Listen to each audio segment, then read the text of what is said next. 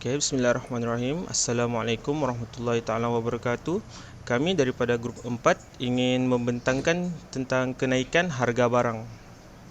Seterusnya, memperkenalkan ahli kumpulan 4. Yang pertama, Muhammad Nur Fikri bin Borhan, memegang kad metrik B08-2010-224. Yang kedua, Muhammad Syakir bin Abdul Halim, memegang kad metrik B08-2010-10184.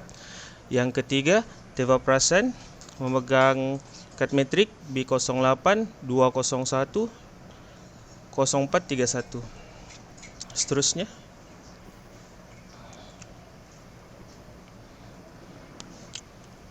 yang ahli kumpulan keempat yaitu saya sendiri, Muhammad Syaril bin Laina, memegang kad metrik B08-201-0024. Dan yang terakhir sekali, Hasbullah bin Hairudin, memegang kad metrik B08-201-0106. Seterusnya, oke, saya serahkan kepada Muhammad Fikri. Okey, Assalamualaikum dan salam sejahtera. Saya Muhammad Fikri bin Borhan. Saya ingin menerangkan tentang pengenalan. Beban kenaikan kos sara hidup didasari oleh rakyat negara membangun secara langsung atau tidak langsung akibat kenaikan harga barangan pada peringkat global. Penduduk dari pelbagai lapisan masyarakat semakin tertekan dengan kehidupan seharian akibat penghapusan subsidi minyak dan juga pengangkutan kos sara hidup. Peningkatan kos sara hidup. Ekonomi boleh mengalami pelbagai kesan yang berkaitan dengan inflasi, sama ada positif dan juga negatif. Nilai sebenar mata wang dan aset kewangan lain cenderung merosot dari masa ke semasa. Ketidakpastian tentang inflasi masa depan boleh menghalang pelaburan dan simpanan. Juga inflasi yang berlebihan boleh menyebabkan kekurangan apabila pelanggan mula menyimpan barang kerana bimbang dengan kenaikan harga barang apabila tiba saatnya. Keupayaan Bank Pusat untuk mengubah kadar faedah nominal yang bertujuan untuk mengurangkan akibat kemelesatan ekonomi serta mengalakkan pelaburan dalam projek modal bukan kewangan, kedua-duanya adalah kesan yang positif. Semua ahli ekonomi bersetuju bahawa kenaikan pesat dalam bekalan wang adalah punca utama hyperinflasi iaitu kadar inflasi yang tinggi. Turun naik permintaan sebenar untuk barangan dan perkhidmatan, perubahan dan penawaran akibat kekurangan dan peningkatan bekalan wang adalah semua faktor yang membawa kepada inflasi yang rendah atau sederhana. Majoriti ahli ekonomi bersetuju bahawa tempoh inflasi yang mampan disebabkan oleh bekalan wang yang berkembang pada kadar yang lebih tinggi daripada kadar pertumbuhan produktiviti ekonomi. Seterusnya kami akan menerangkan tentang pernyataan masalah. Kami menyatakan ada tiga poin, iaitu yang pertama, impak serta kesan kenaikan harga barangan terhadap pendapatan rakyat Malaysia yang merisaukan penduduk. Yang kedua, tahap kelangsungan hidup sama ada di bandar atau kampung tidak stabil saban hari. Yang terakhir, tiada langkah atau inisiatif dari kerajaan ataupun individu yang bersesuaian bagi meningkatkan pendapatan rakyat Malaysia. Untuk seterusnya, saya ingin menerangkan tentang objektif kajian. Yang pertama, kami mengenal pasti impak serta kesan kenaikan harga barangan terhadap pendapatan rakyat Malaysia. Yang kedua, kami mengenal pasti tahap kelangsungan hidup rakyat sama ada di bandar atau juga di luar bandar. Yang ketiga, yang terakhir, kami mencadangkan langkah yang bersesuaian bagi meningkatkan pendapatan rakyat Malaysia. Sekian daripada saya. Seterusnya, Nama saya Muhammad Syakir bin Abdul Halim. Jadi saya akan menerangkan tentang sorotan literature. Menurut Williams pada tahun 2001, beliau mendapati kurangnya kesedaran pengurusan kewangan dalam kalangan penuntut kolej serta keputusan yang dibuat oleh mahasiswa dalam aspek kewangan adalah sangat lemah serta boleh menjejaskan masa depan mereka. Terdapat banyak aduan dari orang ramai tentang kenaikan harga barang disebabkan oleh kenaikan harga pasaran bagi minyak mentah yang mampu mencapai sehingga $100 setong. Kenaikan ini adalah sesuatu yang sangat dijangkakan. Malahan kerajaan Malaysia sendiri telah menambah subsidi minyak sebanyak RM77.3 bilion sahaja pada tahun 2022. dan merupakan subsidi minyak yang paling terbesar di dalam sejarah Malaysia. Berdasarkan laporan berita harian bertarikh 2 November 2007, mengatakan ada pelbagai rungutan serta aduan diterima, terutamanya bagi mereka yang berpendapatan rendah. Tambahan pula dengan naiknya harga minyak, bermakna harga barang-barang gunaan yang lain juga turut akan meningkat.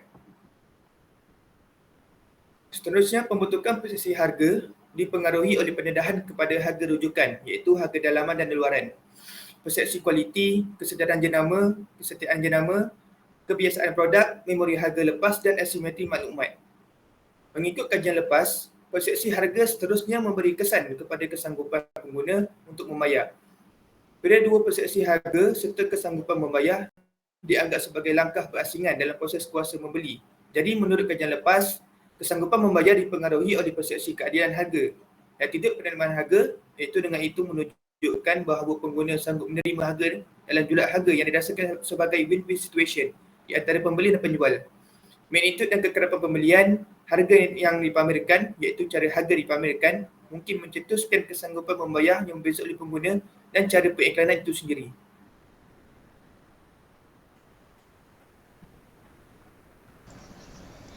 Seterusnya saya serahkan kepada Muhammad Syaril bin Laina.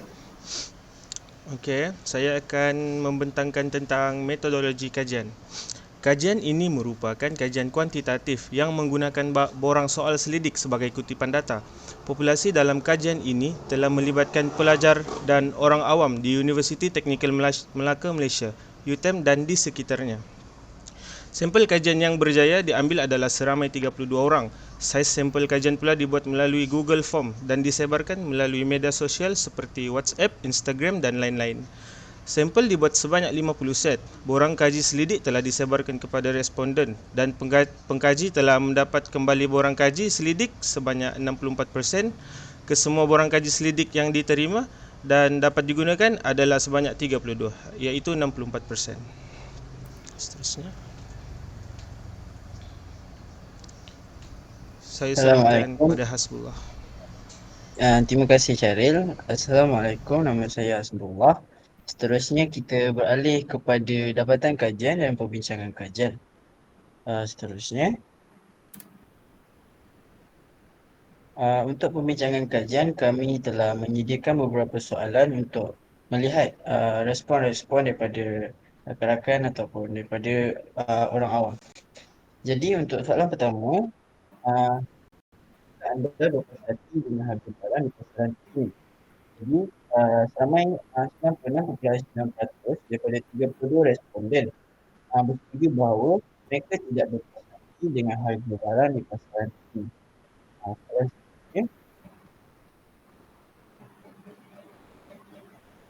Untuk soalan seterusnya, kami ingin melihat bahawa adakah mereka sedar bahawa harga barang semakin meningkat. Jadi 32 responden bersetuju bahawa mereka sedar bahawa harga barang semakin meningkat.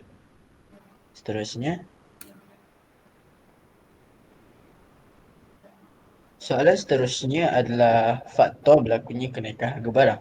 Jadi kami telah menyediakan empat jawapan untuk soalan ini, iaitu kegiatan manipulasi harga oleh orang tengah. Kita tahu hari semakin hari kita dapat lihat semakin banyak kegiatan manipulasi harga oleh orang tengah dengan niat untuk mendapat keuntungan sendiri. Untuk jawapan yang kedua adalah kejatuhan nilai mata wang ringgit Malaysia. Kita juga tahu bahawa ringgit Malaysia semakin hari semakin jatuh kalau nak dibandingkan dengan negara-negara jiran yang lain seperti Singapura dan Thailand. Wang ringgit Malaysia sedang jatuh. Okey, untuk jawapan ketiga, sikap peniaga yang tamak. Kita juga tahu bahawa terdapat peniaga-peniaga di luar sana, mereka menaikkan harga sendirinya untuk keuntungan peribadi. Seterusnya, kegiatan monopoli barang. Kegiatan monopoli barang ini juga merupakan salah satu kegiatan yang sangat membuat-buat hari ini kerana mereka membeli sesuatu barang seperti beras ataupun minyak dalam kuantiti yang banyak supaya mereka dapat menaikkan harga jualan barang tersebut kepada rakyat-rakyat. Oleh itu, untuk soalan yang ini, seramai 12 orang daripada responden merasakan kegiatan manipulasi harga barang oleh orang tengah merupakan faktor utama berlakunya kenaikan harga barang. Terdapat juga 34.4% daripada 32 responden bersetuju bahawa kejatuhan nilai mata wang ringgit Malaysia merupakan faktor berlakunya kenaikan harga barang. Selebihnya, seramai 15.6%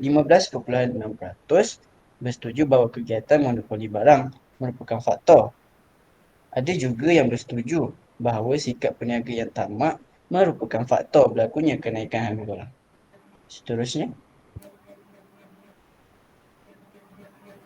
soalan seterusnya adalah tindakan kendiri yang boleh anda lakukan dalam mengatasi kenaikan harga barang.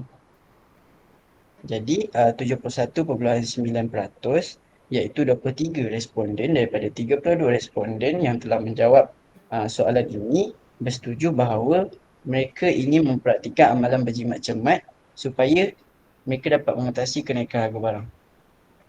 Selebihnya 9 orang daripada 32 responden mereka ingin menggunakan media sosial untuk memberi kesedaran kepada masyarakat. Seterusnya. Seterusnya, langkah yang boleh diambil oleh pihak kerajaan bagi mengatasi isu ini daripada berlanjutan. Di sini terdapat 4 pilihan jawapan iaitu mengawal aktiviti import dan ekspor, membuat kempen kesedaran, pembentangan bajet dan belanjawan untuk rakyat, akhir sekali mengawal harga barang bagi meringankan beban rakyat. Jadi, majoriti daripada 32 responden iaitu 90.3% mereka ingin kerajaan mengawal harga barang bagi meringankan beban rakyat.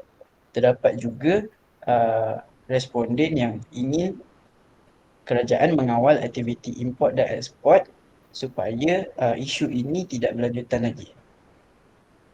Ada juga daripada 32 responden, ada juga yang bersetuju ingin kerajaan membentangkan bajet dan belanjawan untuk rakyat. Hal ini supaya rakyat dapat lebih berjaga-jaga ataupun merancang perbelanjaan mereka supaya mereka tidak mengalami masalah ketika berlakunya isu ini. Jadi saya rasa ini sahaja untuk perbincangan kajian. Saya serahkan kepada Teva untuk kesimpulan. So, selamat sejahtera. Nama saya Berasan. Saya akan bincang pasal kesimpulan dan juga langkah ataupun cara penambahbaikan. So, semakin hari, tahap minimum kehidupan normal semakin meningkat. Rakyat menghadapi kos makanan, kos petrol, kos utiliti dan juga kaedah-faedah yang lebih tinggi untuk orang mereka. So, namun gaji tidak naik sama sekali. Secara individu, kita boleh melihat semula perbelanjaan bulanan dan juga menyesuaikan belanjawan dan sewajahnya. So, tiba masanya untuk memeriksa corak perbelanjaan peribadi, kehendalan dan keperluan serta indulgensi sekali-sekala menggunakan hamparan tersebut. So, langkah pertama ialah melibatkan perbelanjaan dan juga belanjawan biasa anda ataupun bajet kita. So, selain menukar bajet, kita boleh menggunakan keistimewaan dan juga perbelanjaan dari mencari pilihan yang lebih murah ataupun alternatif yang murah.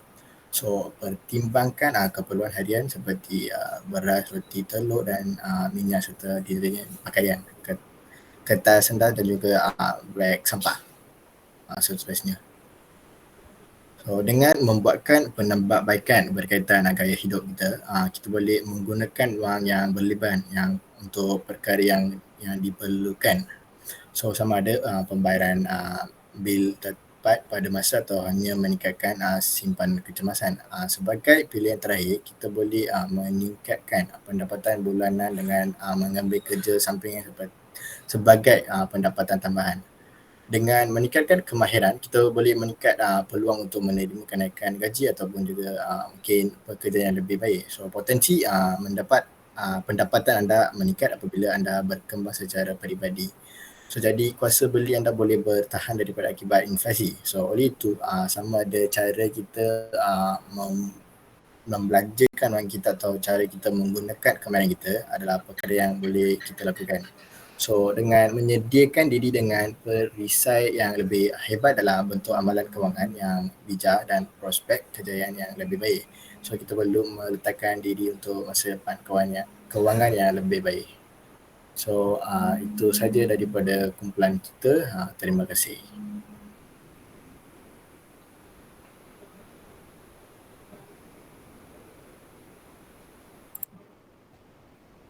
Okey, itu saja daripada pembentangan kami. Sekian, terima kasih.